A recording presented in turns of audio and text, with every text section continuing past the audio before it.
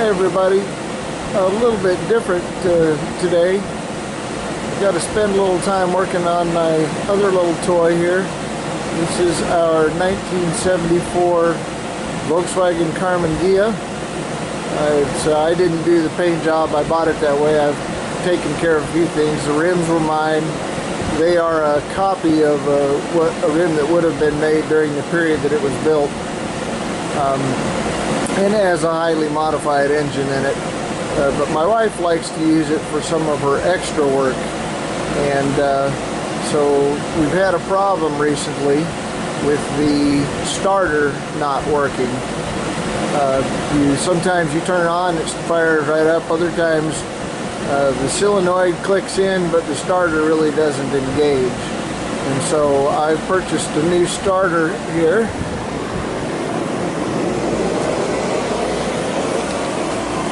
And the starter that we have, this is a brand new one from California Import Parts. And to get the warranty on it, you have to get a new bushing to go in there.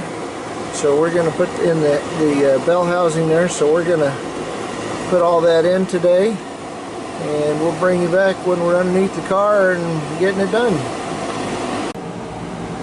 Alright, we're under the car here. And there is the culprit. We're going to try and get that out. Apologize for the lighting or lack of it. Let me see if I can get that placed a little bit better there.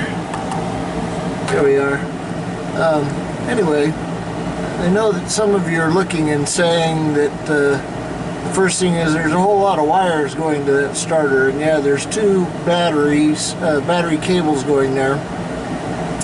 The reason why is not because I have dual batteries, don't need dual batteries for this, but I relocated the battery in the Karmann Ghia, which was originally on the driver's side in the engine compartment, just right beside the engine and everything. Makes it nice for power getting somewhere, but I had a couple problems with that. That I needed to move the battery, relocated it under, it's still on the driver's side, but under the rear seat, or well, there's really not a rear seat, but where the rear seat would go. So what I did was the larger cable that you see there, the one kind of underneath, coming to the starter, that is from the battery in the back seat there. And then the smaller one takes the power out back to the engine compartment where it originally was, and then of course everything else is just where it was supposed to be. I'd like to have you guys watch in while I take the nuts and bolts off, but I'm not sure if I can do that or not. Let's see if we can. I've got the wrench here. The question is whether I can hold it or not. And by the way, if you're wondering, yes, I already took off the power from the batteries because all of the proximity of metal here. I didn't think it would be a good thing to try and do it without. Wouldn't be a good thing to skip.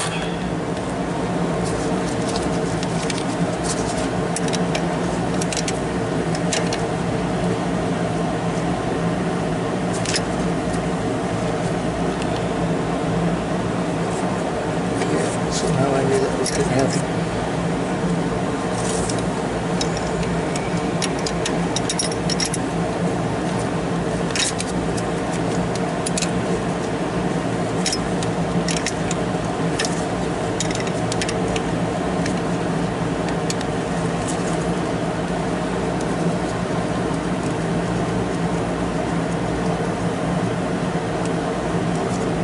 Alright, there's the nut. It off. Oops. Good thing we've got an LED bulb, but don't miss that anymore there. Let's get those cables off.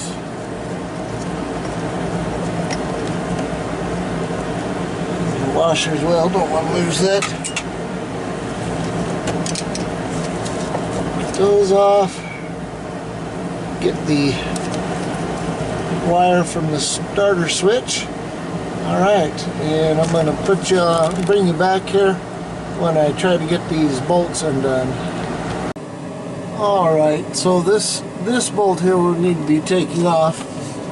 This one right here, or this nut, excuse me. The other bolt is the, most people will know if you've worked on Volkswagens before, the bolt on the other side has got a specialty head on it that goes onto the starter, and then you have to take the nut out on the other side. And I have done that. I've taken the nut off. I would have filmed it, but there's just no way to put me and the camera down there at the same time. Let's see if we can get that. There it is. I kind of pushed it through already. So there's the bolt I was telling you about. There's the specialty head that gets flattened off on one side, so it goes up against the starter like that so that it can't turn, because you really can't get a wrench on it or it'd be really tough. Alright, let's see if we can get this one loose.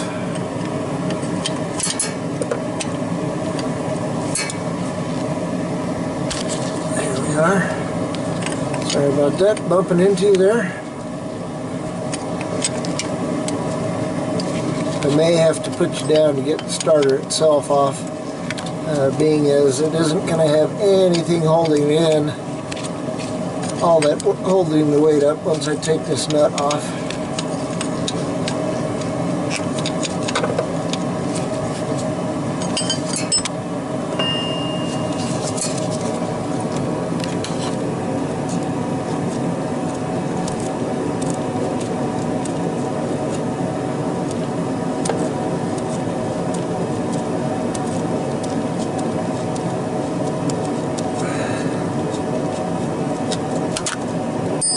Well, hope I didn't hurt you there.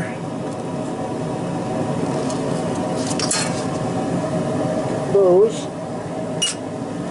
in my nice little tray, and finally, there is the starter.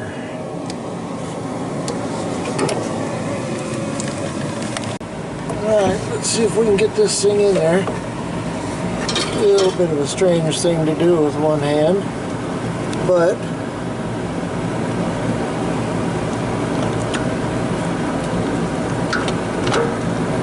there we are. There's that.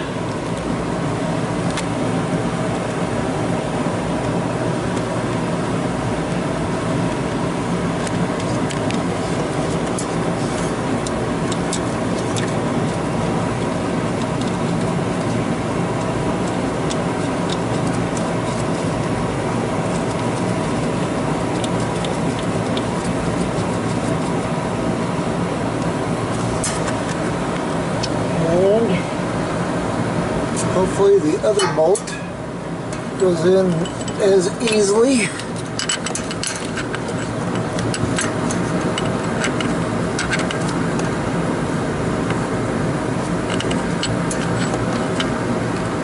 Well, that was a lot easier than I thought. Seems almost a little too easy. Alright, let's get this one tightened up here. Then we'll go up top side and see what that one looks like.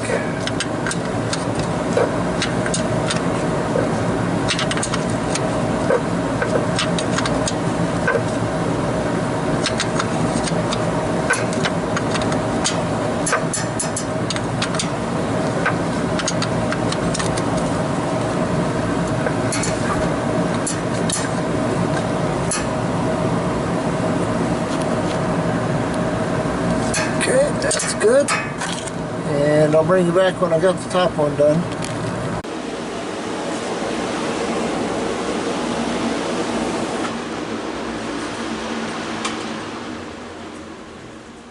All right, thought I'd bring you back for putting the nut on the starter bolt. The one that I showed you was shaved off. Show you what I have to go through. I did come up with a little trick to this.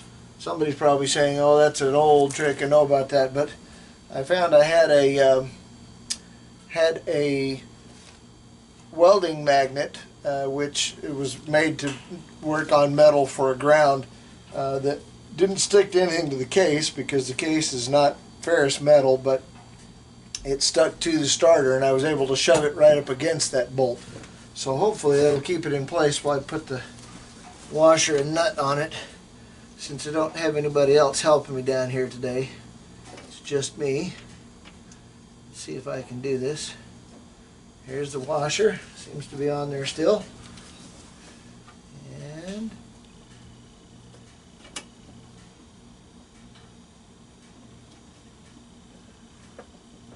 I've got one wire that keeps falling right over the top of the bolt, and I have to fish around and find it. And, well, oh, don't tell me what I just did. Okay, luckily I found it there.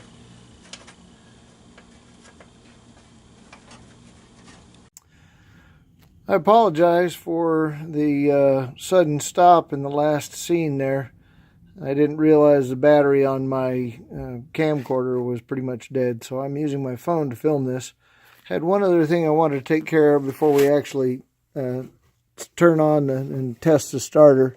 I don't have any backup lights, or they're not working right here. This is the fuse, if you can see that. This is the fuse holder here. Now, see if I can show it. That black thing right back there is a fuse holder for that, and my guess is that the fuse is burned on that. I think there's a little bit of bare wire back here somewhere, and every once in a while it touches and pops the fuse, but I'm going to take that out and see, and we'll see if that's what I think it is correct. Well, my suspicions were correct. See if we can see this here, if my camera will focus on it. There you go. That fuse is burnt. We did have one more of these in stock. I need to get a shopping list together, all these things, and get some more of those. Those aren't real easy to come by at the local parts store anymore. All right, fuse is replaced. Let's turn on the key and put it in reverse and see if that gives us what we're looking for.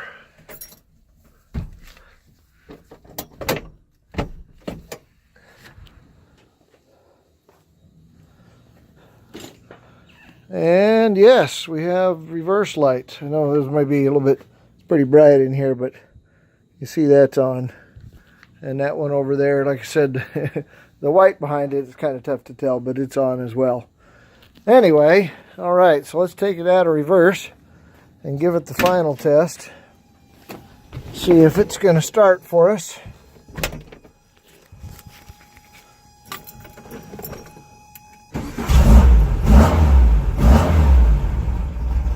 Alrighty, let's give it one more time here. Alright, it seems to be working. We are going to a certain extent, only time will tell. The last one did that at certain times. It ran fine, and then sometimes it just wouldn't do anything. So we're going to see. Time will tell. I'll tell you in the future if that happens to us or if it continues to work. Hey guys, you can tell that the picture has changed, or the position of the car has changed. As you might guess, I replaced the starter. This is actually probably a couple weeks later, and began having problems with the starter again. I know it is not the start itself because we replaced that with a new one. Everything seemed to be okay, but as they say, time will tell, and it told the story that it wasn't the starter.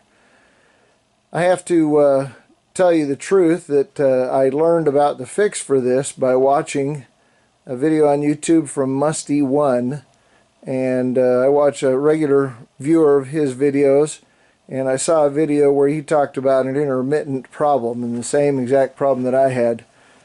Key turns, starter sounds like it engages, the solenoid clunks in, but it never really starts, and it is because of an intermittent low voltage or high resistance from the starter switch.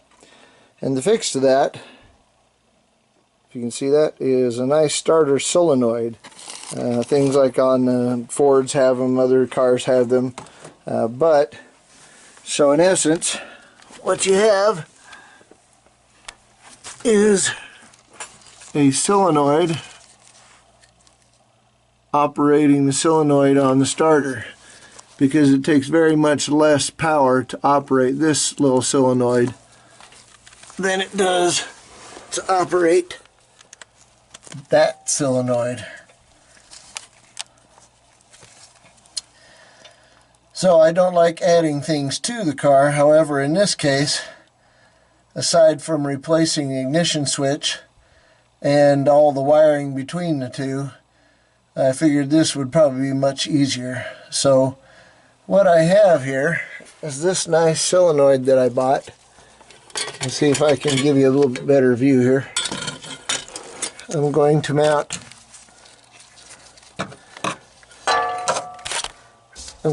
somewhere up here. It really won't fit in between these ribs, so it'll be somewhere like this, or possibly over here. I'm leaning towards over here because it's somewhat on top of the transaxle and therefore out of the way of anything that might come up from the road, or like even as in water. Then what happens is that this nice wire here that runs the starter will actually go to this solenoid and will bring power from directly off of the starter to one side of this solenoid, and then the other side will go back to where this wire went, so that it will power the starter, and hopefully we will never have another problem. My wife would love me for that, since she does not know how to roll start or push start a car. So I'll bring you back and let you see how things are going and see if we can solve this problem. Alright, so we are back. We have a nice little solenoid mounted here. This is the original wire connected to operate this solenoid, which comes from power right here. This is basically battery, where the battery connects to the starter, but battery power to the solenoid. Then what it will connect is the battery power directly from that to, this is the switch, or the connection where the original wire originally went. So it will turn direct battery power to the solenoid on the starter. That way, hopefully, we should not have a problem with the starter cranking. And yes, I know what you're thinking. I have wire on the tape on the wire here, but it is soldered. It's a soldered connection into there, so hopefully that won't cause us a problem. I'm going to have my wife give us a start. Okay.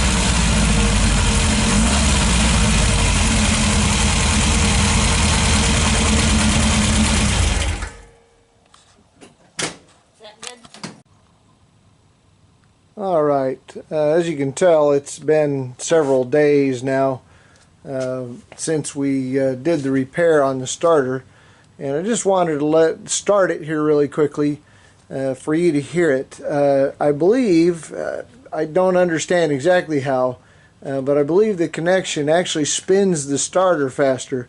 Not only does it seem to engage all the time, but when it spins very quickly. I'm going to do that, start it right now, and see if you can hear it. You only hear it for just a second, but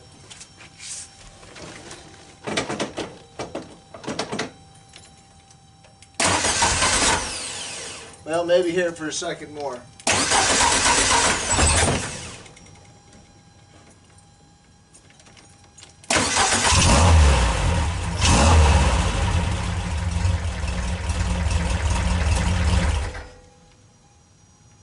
Don't know if you hear that. We're going to try that again.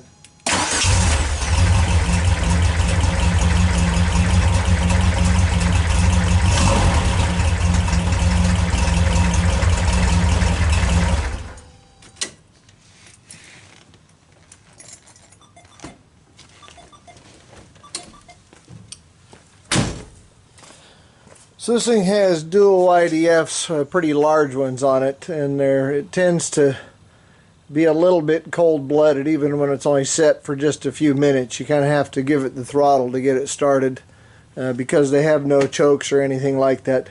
But I'm gonna call this right here, and just wanted to let you know, I think if anybody's got this same problem, it was just an intermittent starter wouldn't operate. It would click. You could hear the solenoid click, but it would not start.